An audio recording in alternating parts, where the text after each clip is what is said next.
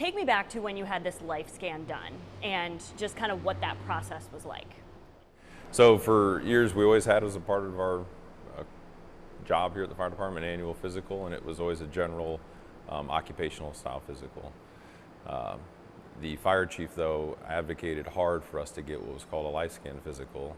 And at the time, it was somewhat new to the industry. There weren't a lot of departments in the area that were doing it. And so I remember my first life scan physical, it was 2 to 3 times more comprehensive than anything we had before. And it seemed a little over the top because we were just measuring against our previous experience. So the physical added additional things, fitness assessments, cardio stress tests. The big thing for me was the ultrasound, and it was an ultrasound that scanned you head to toe and looked at anything that would be undetectable via blood work or your typical occupational style physical. So they're doing my scan, and they're scanning in the neck, and the girl was tremendous that was doing it at the time. She's like, oh, well, there's something, you got some spots on your thyroid. I was like, all right, what's that mean, spots on my thyroid? She goes, they could be, I think she saw me get nervous, so she was trying to help me out. She goes, it could be a number of things. Could be hereditary. It could be just a matter of your diet, but you should get them checked out and followed up, but don't panic. It could be, any number of things, but follow up and get it checked out. So in typical fashion, I did not follow up. I changed nothing. I came back from my annual life scan physical. So this is a year later then? A year later. Okay. And thank goodness, the department retained the service. And I go to have the scan again, and it's a different person doing it this time, ultrasound tech, and she scans the neck and she says, ooh, you've got some spots on your thyroid. I was like, yeah, they mentioned those to me last year. They said I should get it checked out, but I understand it can be hereditary or, diet or any number of things. She's like, yeah, you really need to get those looked at. So I was like, okay, she kind of had a seriousness in her tone. And subsequently, that's what pushed me to follow up. But the odd thing was there was no reason for me to suspect anything different. I didn't feel differently. I felt like I was in great shape. I didn't have any other signs or symptoms that would have indicated there was a problem. My thyroid blood work was all good. Part of the life scan physical was a full blood workup across the board, full panel, and none of those things looked out of whack or out of range. So what did you do then? So I scheduled an appointment with an ENT who did a needle biopsy. If you've never had a needle biopsy in your neck, it's the most, it was actually probably the worst part of the process. Strangest feeling in the world. They take a very large needle, they put you in a chair, and they punch at the nodules on your thyroid to try to grab some of the cells so they can biopsy them, test them. But they're very hard, the nodules, so they squirm and move. So the surgeon comes at it with almost a sewing machine style action with the needle, punching in your neck looking for it. So I was actually moving up the chair without using my hands, just trying to get away from it. Odd feeling. So they did the biopsy, got some samples, and then took about a week for them to test them and get back with me, which was interesting. So I remember the day they called me. I was actually at the time, our assistant chief's house, giving him some advice on how to fix some rotten posts on his porch. And the phone rang, so I stepped away for a second and answered the phone, and the doctor said, hey, this is Dr. So-and-so, we have your results from your biopsy. I said, okay, what do you? Yeah, so it's papillary carcinoma, thyroid cancer, so we'll be getting back. I was like, okay, thanks, doc, I really appreciate it, so I'll hear from you. And he says, yeah, we'll call and schedule some follow-up with you. I said, okay. Hung up the phone, went right back up to the carport, finished talking with a guy that I was giving some advice on. Didn't give it a second thought. Probably finished with him, and about 5 minutes later, went to start driving home. And as I was driving home, I was like, he said carcinoma, that means cancer. Like, that can't be right. I'm 31 years old. That didn't make any sense to me, So I actually had to call back and get them to repeat it to me. And that's when I got my notification. So. And when you had them repeat it back to you and go through that again, yeah, what do you think? It was just, I don't know, it was surreal. Like I said, I was 31, I was in great shape, life, none of it made sense. That cancer's not for people that live. I've never never smoked in my life, never done anything, any of the things that they say, can lead to cancer. It's never been me. Did your job cross your mind? Nope. No, I mean, we're talking 9, 10 years ago, right? No, I mean, I grew up with people that were in the fire service, that I don't remember them having cancer. So it just really wasn't on the radar for me even then. If you look at what the fire service has done as far as its awareness and actions with cancer, that's in the last 5 or 6 years that's really kind of started to hit the radar. So I was a little bit before that was becoming an issue. At the point that I discovered I had that is when we were looking at some other threats in the fire service that we were just starting to understand, and that was the changing fire environment. The use of all the synthetics and things that are in homes now have created a more hostile fire environment than the fire service experienced 20 years ago. And at the time, a lot of the conversation was about what that meant for us from a thermal injury standpoint, and we hadn't really talked too much about what that meant from a cancer risk exposure standpoint. But the science is starting to show us that the same substances that are creating a more hostile fire environment are also some of the things that are potentiating this cancer risk and exposure. Some of the things are difficult to even measure for because the science doesn't fully understand how under extreme heat conditions some of these chemicals even change and form new substances and chemicals and carcinogens. So it just wasn't on the radar from that standpoint, so it wasn't the first thought in my mind that it would have been job related. So what were the next steps? What did treatment look like for you? So to make a long about what is roughly about a 20-month process short, we start off with a cautious approach. The initial ENT I had just wanted to do a partial thyroidectomy because he says, if we can save half your thyroid, then you don't have to be on synthetic thyroid replacement the rest of your life. You'll be healthier and feel better. So we did that, but the biopsy from the partial thyroidectomy, it was almost my entire half that they took out was cancer ridden. So obviously they had to go and do the subsequent thyroid. So 2 surgeries, ended up in full removal of the thyroid. And then they start testing, once they remove the thyroid, they want to see a drop in some of your thyroid hormones and blood work. But the levels continued to stay very, very high. So that indicated to him that there was disease well beyond the thyroid that still remained. So at that point I was referred up to Moffitt, and I went to Moffitt, saw the specialist at Moffitt, and they do a mapping. So they inject you with a radioactive iodine, see where it's absorbed, put you through a scan, and where it glows is where the cancer's at. And that's where it revealed I had it kind of throughout my neck and my lymph system, and even some spots into the chest. So the next course of treatment was what they call a radical neck dissection. And that's what I call my PEZ surgery. It's like a PEZ dispenser. So they simply just cut you from one ear to the other, flap open your neck, and they try to pull out as much of the disease as possible. What's interesting about the thyroid cancer that I had is it's a 2-prong attack. They do surgery to remove as much of the disease process as possible, to then administer radiation. But the way that the thyroid cancer is thyroid cells are the only cells in the body that absorb iodine. So the way they administer the radiation is radioactive iodine. They take iodine and they lace it with the radioactive isotopes. You take it like a pill, it's a massive dose of radiation, but it's like a magic bullet. It gets absorbed by the cancer cells. Very effective process, but it's a 1 or 2 shot opportunity, because every time you treat, you lower the absorption rate of those cancer cells to take subsequent treatments. So the big thing for them is to get as much of the disease process removed prior to administering radiation. So that's surgery, surgery, surgery, until they get the numbers low enough that they're confident radiation's effective. So I went to Moffitt, I had the radical neck dissection. And the couple months following that, as they're measuring my numbers, their numbers still aren't dropping. And they'd taken out almost 100 lymph nodes, muscle tissue. And at this point, it was interesting because I remember following up with the surgeon and the oncologist up at Moffitt, and they're like, well, we're gonna convene our tumor board, which is a panel of the specialists, and talk about your case and figure out what our next steps are. And I was like, what do you need a board for? Like, there's a protocol for this. Can't you just follow the protocol?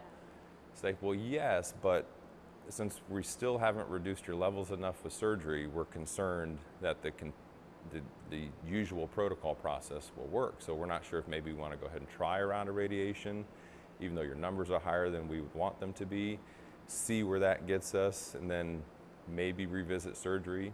Their concern on the surgery was with the scar tissue that existed after the 3 surgeries, is doing another surgery was extremely high risk. There was concern about severing my vocal cord nerve, amongst other things, facial paralysis and all that other stuff that can happen. So I kind of felt stuck at that point. And I had a friend, interestingly enough, that I had grown up with that had cancer as well about a year before. And she had gone out to MD Anderson in Texas.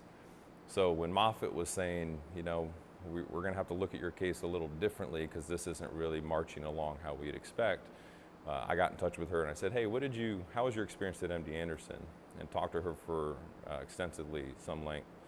And then I got online, went to MD Anderson. They had a patient referral portal. You just simply put in your personal information. They said they'd contact you in 24 hours. They contacted me in 24 hours. They had my records within 48 hours. And I had a consultation scheduled with them within the following week. It was an amazing process. So I went to MD Anderson out in Houston, and I met with who would be my final surgeon, Dr. Nancy Perry. She's phenomenal. So she travels all over the country. You know, MD Anderson, if you're not familiar, is the leading cancer center, arguably in the world, but definitely in the country, developing a lot of what the protocols are that people use later down the line. So the access to the physicians in there and stuff was incredible. So she looked at all my my records, what had been done so far, extensive scans to get a feel for what the scarring really was, and she had a much higher level of confidence. She stated that the surgery was necessary. They didn't feel good about changing the order process and doing radiation first. So she was very adamant about doing the surgery first, and she just wasn't afraid of it. You know, I even talked to her about some of the things that the other doctor said, and she was very interesting. So it's a very type A personality type she was, you know, which that's what you want in a surgeon. Yes, you do. Around in your neck. So I'm a gregarious fella, you know, so I always like to joke, and I was trying to joke with her. And a couple of times I tried to offer her a joke. She would pause, think, and answer me very literally on it. And so I knew that she was going to be good, you know, because she didn't even have that frame of sense of humor. No, she was she just wasn't about thinking about it at accomplishing all. the task, so long story short, she did another radical neck dissection, and they tunneled down into the chest, had to remove some disease from the chest all the way up to the top of the neck, anteriorly, laterally. And then after that surgery, the numbers had come down enough that I was finally a candidate for radiation. So they give you a certain amount of time to recover and heal before they expose you to radiation, which affects the healing process. And once that time was done, I went back out to MD Anderson for follow-up. That's where I got my radiation administered, and the radiation went very well. After the radiation, the numbers were tanked down to where they would consider you in remission of sorts, you know. So that went well, and then it only took about, you know, the hardest part after that was just getting regulated on the synthetic thyroid hormones after that. So they tried to start me off on a generic at first, and it just didn't feel good. It was just a weird feeling. It kind of felt dragging and tired all the time, heavy. My hair started thinning out. I was freaking out about that, man, to be honest with you. The men in my family, they all die with these full, thick heads of hair, you know, and I'd been bragging about that for the last 10, 15 years. You know, I'm going to keep all of this. And then after my thyroid taken out, every time I'd do my hair in the sink, I'd have all this hair in my hands, and it'd be all in the sink, and I was like, this isn't supposed to be this way. So finally, they got my, once they got me regulated, got me on the right type of thyroid replacement at the right dose, I felt good. So at this point, I don't feel any differently than I did before the whole episode happened. I've got some cool scars. Still got some numbness that I cut myself occasionally shaving because I just can't feel the skin. And the hair never re-thickened up, but we did stop the bleeding at least by keeping it from falling out any further. So, you know, that's kind of a long, drawn-out story, but really it starts and goes all the way back to, I would have never known that condition existed without the physical that was provided by the organization through LifeScan. had the organization stuck with what it had always done, how much longer would it have taken for me to detect something that wasn't going to show up in the blood work, wasn't going to make itself evident, until it's much further down the line. They had told me in Houston, because I always, I didn't know enough about cancer, but to get too deep into the questions with them, but the general stuff I knew is what stage, what stage am I, what does that mean? I understand now they're shying away from the whole staging thing, but at the time they said, well, where you're at, you would be a stage 4 if you were over 40 years old. So your clinical presentation is stage 4 all day long. The only thing that keeps you out of stage 4 is your age. We're talking about you're 31 years old and they're telling you what would have been stage 4. You may never have noticed that you had cancer or anything was wrong because you said you felt fine. Right. Was there a discussion with your doctors about that? How far along it was, if you wouldn't have caught it, anything about that? I did ask that question when we were having the conversation about, it would have been 4, had your age group. And I said, well, what would have been the end result had this continued to have gone undetected? And what they explained is at some point I would have started to feel the effects of it, whether it was simply noticing lumps in my neck or just starting to feel the secondary effect of losing thyroid function or whatever. But at that point it would have been so far progressed, it would have been very difficult to treat. Just finding it when they did for me, it was still 4 surgeries, 2 radical neck dissections, and a massive dose of radiation. So that's why I'm convinced if LifeScan was the saving grace for me finding that cancer and treating it and feeling normal today, having a good quality of life and not feeling any ancillary side effects as a result of that, is a direct result of the fire chief pushing hard to bring that into our organization before it was really a popular thing to do. And when I say it was a fight, because it was different, it was a little scary to the labor group, this thing's going to look deeper at us, what might it find?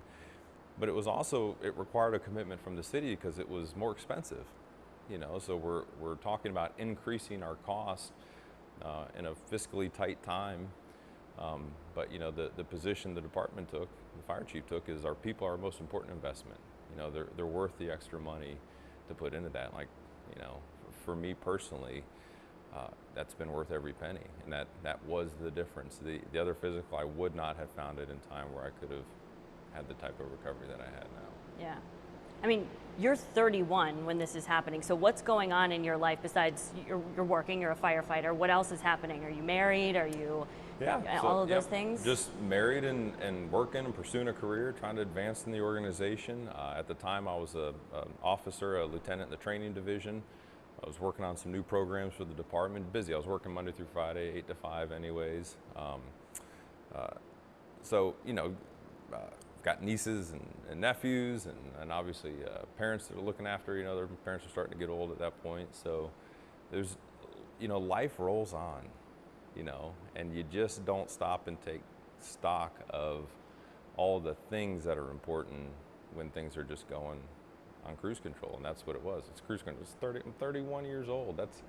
It's still insane to me to think about 31 years old, not a sign or symptom, and then to find out that Did that change? That was going to be my journey over the next few years, Did that change some perspective for you? Yeah, I think, my parents always worked hard to keep us grounded anyways in what's important. But I think that just drove it home even more. To me, time's more precious than anything, more precious than it's ever been before. Up until you've heard that expression, with boys, we feel 10 foot tall and bulletproof. So at 31, I'm in the prime of my life. From a physical standpoint, arguably, I felt good in my head. I was sharp. So I felt 10 foot tall and bulletproof. And it was weird is even when I got the diagnosis, it wasn't that. There was I did have some challenges. I didn't get into them in the story. A couple of scary moments during the treatment process post-surgery that kind of put me on a threshold of having some other bad outcomes, and that was the first time I ever got nervous, but it was also the first time I ever felt mortal, and usually you don't think about that until you start to get much older in life, and you're past your prime of youth, but in your prime of youth, that was it was an odd feeling, to think, oh, well, life, I guess, does have some fragileness to it, that needs to be minded, Yeah. You're still a firefighter. I am. Never a thought of giving up this career? No, this is my job. It's what I do. It's what I love. I still can't believe they pay me to do what I do. I just, it's extremely satisfying. It's extremely rewarding to do something that can continually have a positive impact for other people. Through the actions of others, I have more time to enjoy.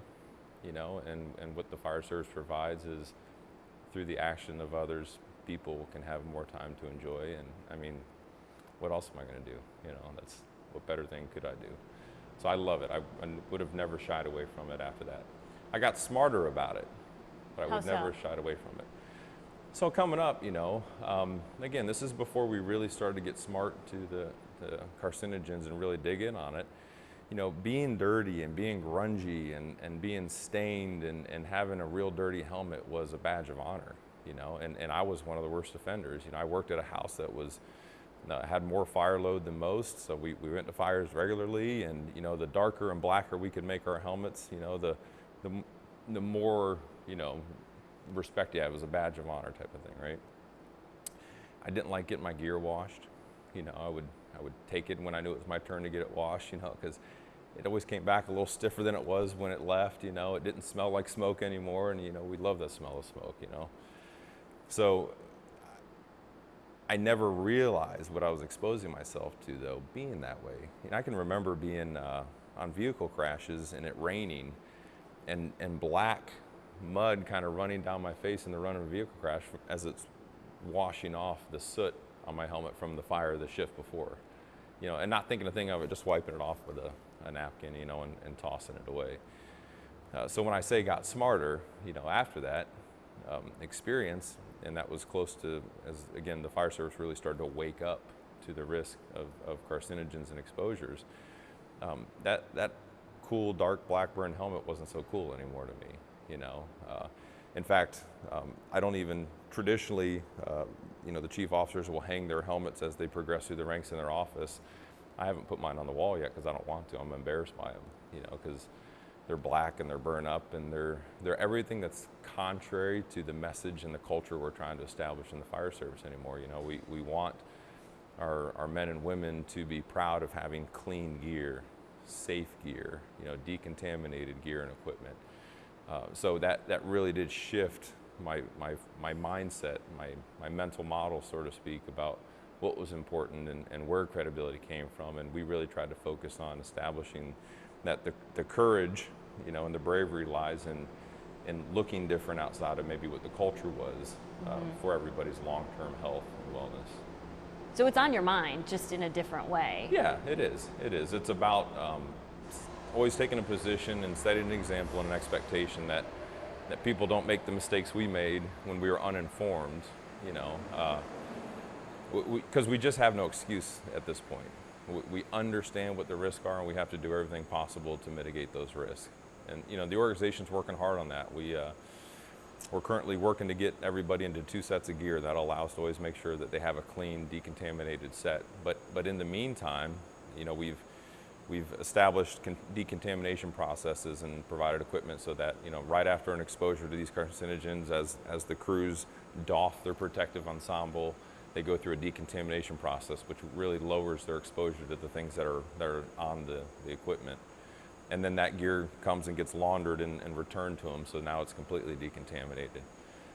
We've issued particulate hoods, and each member has 2 particulate hoods. So where our hoods used to just protect the exposed skin between the helmet, the face piece, and the coat from thermal injury, now they have a particulate membrane in them that actually protects from those types of carcinogen products absorbing through the hood and into the skin. So we've issued those out. Our new apparatus that we're ordering this year, We're ordering with what's called a clean cab concept. So it's again, the industry is responding as well, right? So the gear's getting better. The particulate hood's a good example of that. The apparatus manufacturers are starting to offer what's called a clean cab concept. And what that does is it designs the fire engine so that any of the equipment that we would wear that's exposed to an IDLH never makes it into the passenger compartment. The surfaces, the materials used are also low absorption type materials, so they don't absorb any ancillary carcinogens they might come in contact with, so they're easy to clean, easy to decontaminate. And then there's systems to control just the air environment inside the cab to make sure that those carcinogens stay outside of the environment that we live in throughout the day in the fire truck. So, you know, that's that awareness piece. As we've gotten smarter, you know, it's nice to see the organization not just doing the detection piece through LifeScan, which was really kind of a first step for us, but starting to really invest heavily into the prevention piece. Yeah, that has to be a huge part of what you do every day and what you want to see only get better. Yes. Because of where you've been. Yep, absolutely. Yeah. Absolutely. Do you think that your job contributed to you getting cancer? I don't know. You know, that's the thing about it, I don't know. What I know is I didn't help it. You know, what I believe about cancer is every one of us is subject to it, one way or another. Some of us are going to get it right out of the womb. We're going to get cancer. Some of us are not going to get cancer right out of the womb. There's still so much science left to drill down on really what are the actual factors that are the yes or no point for an individual to experience cancer. What I do know is I didn't help my odds by piling carcinogens on top of myself for years and years and years. You know, at 31, I'd already been in this fire service for almost 12 years. You know, 12 years of a lot of living in the soot, you know, trying to get that courageous badge of honor, you know, was what our culture was. I didn't do myself any favors by exposing myself to that. What would you tell other firefighters or colleagues of yours or friends or, you know, through your experience, what would you tell them? Well, you know, for line personnel, rank and file personnel, as I would always encourage them to resist what is the traditional culture of the fire service and to be smarter about the future. Because like I just explained to you, all of us are vulnerable to cancer from any number of sources. You know, it could be in the food we're eating, it could be in the medication we're taking. You know, it's just there's too many elements. But this job exposes you to a much higher level of risk because of all the other things that we encounter. So for the longevity, you know, we have guys that work and gals that work 25, 30, 35 years, you know, in hopes of retiring with a pension and traveling with their family, doing all these things. All that's for nothing if you don't stay healthy, you know. So what I encourage the younger firefighters to do, and those currently on the line, is don't fall to the pressure of the old tradition. You know, establish a new culture in the organization where the badge of honor comes from being smart, avoiding the risk and the exposures, and setting an example to protect yourself, protect your family from those things that you can protect them against, and keep your gear clean. Keep out of unnecessary IDLH environments. Wear your air pack always. You know, these are, you know, you hear stories of, it's just part of the evolution of the fire service. When self-contained breathing apparatus first made its way into the fire service, all the firefighters that worked for years without it didn't want to use it. They would put it on the truck, they'd leave it on the truck, they wouldn't put it on. They would ostracize the new people that wanted to use it, you know, that they were weaker or, you know, they weren't as brave. But eventually, you know, time and through the attrition rate, the new firefighters coming in, when I went through the fire academy, the air pack was not optional. You know, it was a must. And that was really reinforced into us very heavily. So it became a habit, you know, it was second nature. And that's what we have to continue to do in the fire service now as we transition to the next phase, is we have to set the culture and the expectation that we avoid those exposures wherever possible, including keeping our gear and equipment clean, including not putting ourselves in environments if we're not fully protected, you know, and make that as second nature for the future generation as air packs are for my generation. Yeah.